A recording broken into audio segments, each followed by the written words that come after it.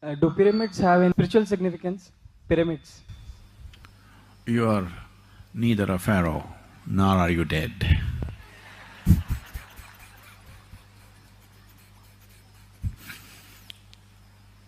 So, nobody is going to build a pyramid for you.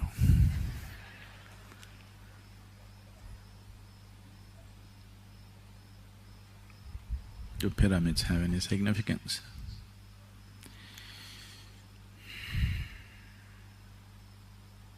These Egyptians, over 4,500 to 5,000 years ago, they started building this.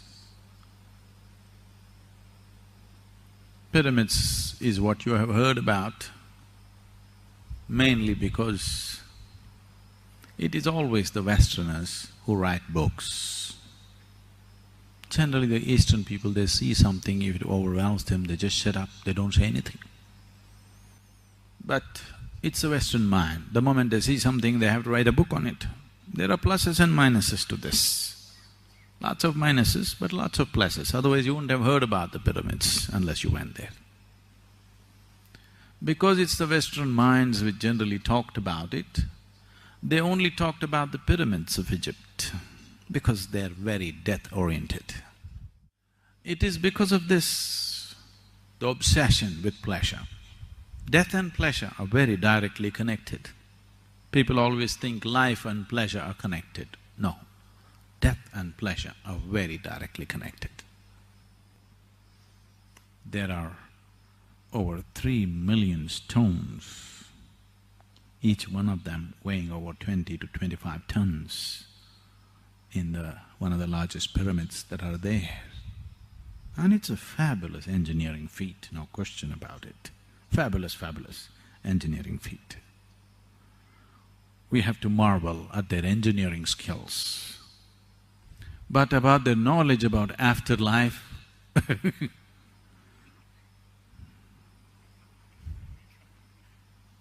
there's nothing much to say. But the most important thing in Egypt is not the pyramids, it is the fabulous temples that they built. They built some of the most magnificent temples on this planet, the largest and the most magnificent. You won't see anything like that in India. Most of them were built for sun god and certain goddesses.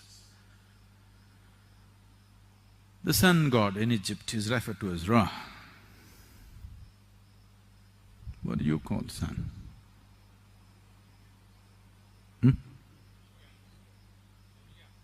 There are many names, you know. Ravi. And today, most of the world's history was written by the English, the British. Generally, either history was written by the conquering generals or by the conquering priests. Both of them are vested interests. There's a whole parallel line of history written by the French. French historians wrote history which is barely read in the world. All our textbooks, the Indian textbooks, are 100% by the British authors. So these people write a certain kind of history, which is the history of the generals and the priests.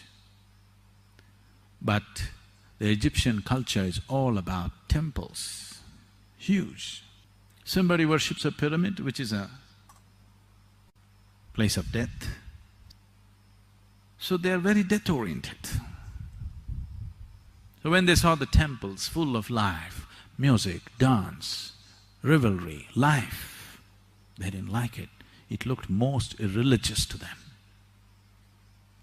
They wanted to pull down the temples, but these were too massive, massive. Massive means you would not imagine buildings like that. I would like a meditation hall like that, but the Egyptian temples are truly massive, truly massive. The Karnak temple, which is one of the well-preserved lot, which is over 4,600 years old, is something like, I may not be exact on this, I would say it is something like 20 times the Rameshwaram temple that we have, which is one of the largest temples we have. That's how large it is.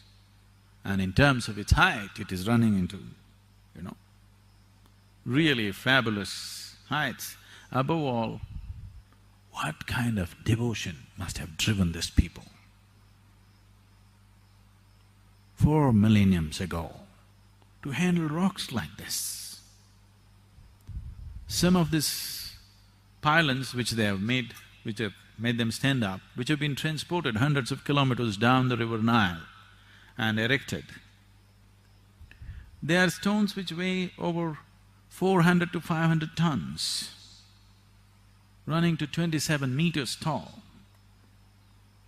What kind of devotion must have driven these people to do this kind of work?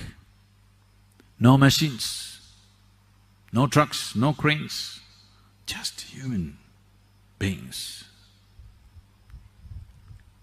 It takes phenomenal sense of devotion and sense of purpose for anybody to do this.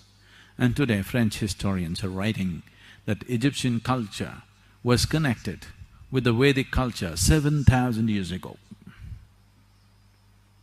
And the builders went from here, from this land. This you can see in Baalbek temple in Lebanon, which is once again about 4,200 years old. Once again, it's a fabulous, fabulous feat. They don't have any granite in the area, so they brought it from Egypt. They transported it across what is now Suez Canal, and they brought it up through Syria and climbed up the mountains, which is over 350 to 360 kilometers of climb on the mountain, and they put it up there, a huge temple, a Phoenician temple which was built almost 4,200 years ago. And here you will see lotuses hanging from the ceiling. A lotus in Lebanon, there is no such possibility because these are Indian sculptors. So there is history in Lebanon which clearly says Indian elephants, Indian labor and Indian sculptors came and worked here. And the most amazing thing for me was, I saw a 16-pointed stone. Even today when we do the Guru Puja is essentially, in the yogic parlance, it is known as Shodashopachara. That means 16 ways of treating a guru. That's what Guru Puja is. So usually we have a Guru Puja stone which we still don't have in ashram because of whatever. We're still putting up the stones, the standing ones. This 16-pointed Guru Puja stone, which is prepared traditionally in a certain way, is essentially from the yogic culture. It cannot come from anywhere else. You will see a proper Guru Puja stone with all the necessary symbols and everything in Lebanon, which is over 4,000 years old. So today, lot of French historians have published many aspects of history. So pyramids are just one aspect, but they have become very popular because of very death-oriented people. The temples of Egypt should have been celebrated. And the defacement of these temples, who did such a crime? Even a caveman, if he walks into this temple, he cannot help being overwhelmed. The columns are standing 27 meters tall. Hundreds of them, not one or two. Even if a caveman, without any sense of aesthetics, walked into this place, he cannot help being overwhelmed. You don't need to be an artist. You don't need to be a connoisseur of art. The crudest human being, if he walks in, he will be overwhelmed by what's been done there. Nobody can miss it. This is the way to build a temple, that nobody can miss it. Temple is not for one specialized sadhaka, that nobody should be able to miss it. That's how overwhelming it should be. And the structure and the ambience of that is as important as the energy of that place, because otherwise people will miss it. They built the right kind of temple as a temple should be built. But these people who defaced the temples, they wrote the history and they talked only about the pyramids. That was fascinating for them. This they wanted to demolish. They would have razed it to ground if they could, but it was too much work, they couldn't do it. Otherwise they would have just finished it. So pyramids are just one foolish effort towards immortality. We have no such problems in India. We have no longing for immortality. Our whole effort is to end it. Our whole effort is to end the cycle of birth and death. Mukti is the attitude, nirvana is the attitude, moksha is the attitude. That's the goal. Immortality is not the goal. So, I have fabulous things to say about Egyptian engineering, but nothing to say about Egyptian knowledge of the beyond. There is nothing much. There is some occult. They created certain things which are beautiful, no question. Not that they were totally ignorant, but the kings are always the most ignorant of the whole population. Always.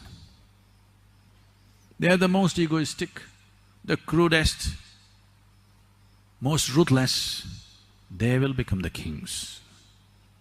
The gentle, beautiful ones never become kings. Rare is such a human being.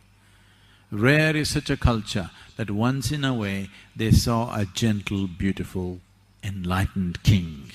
Otherwise they were always the crudest, grossest, cruelest and the most ruthless who became the kings. So, the pyramids were not built for every Egyptian.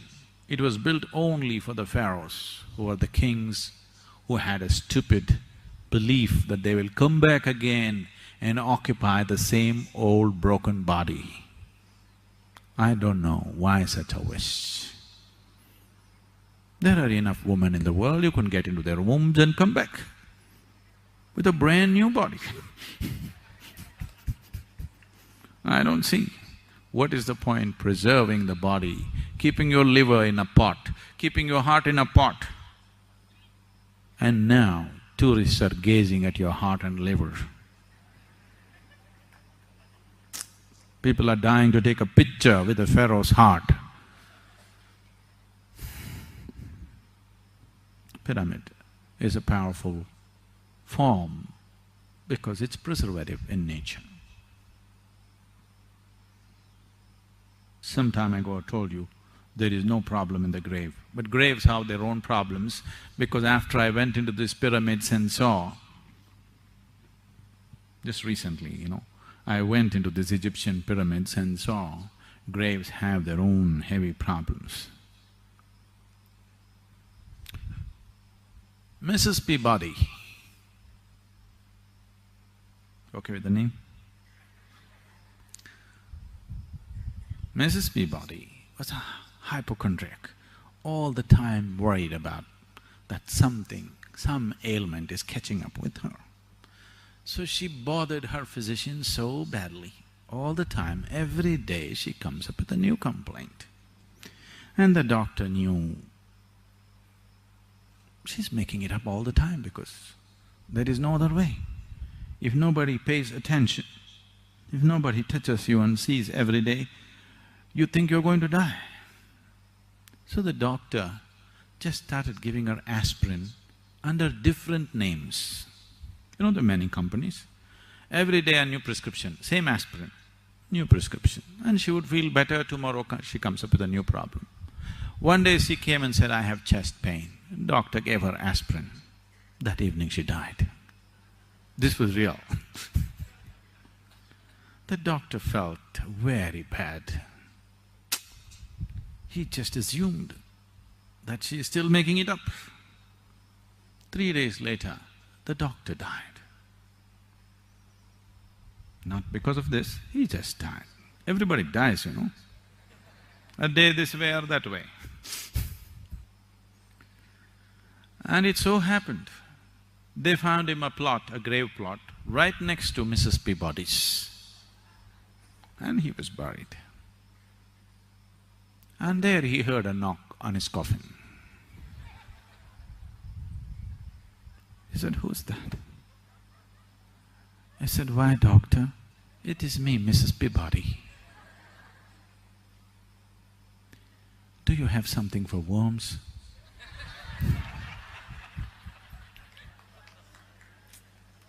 This is real.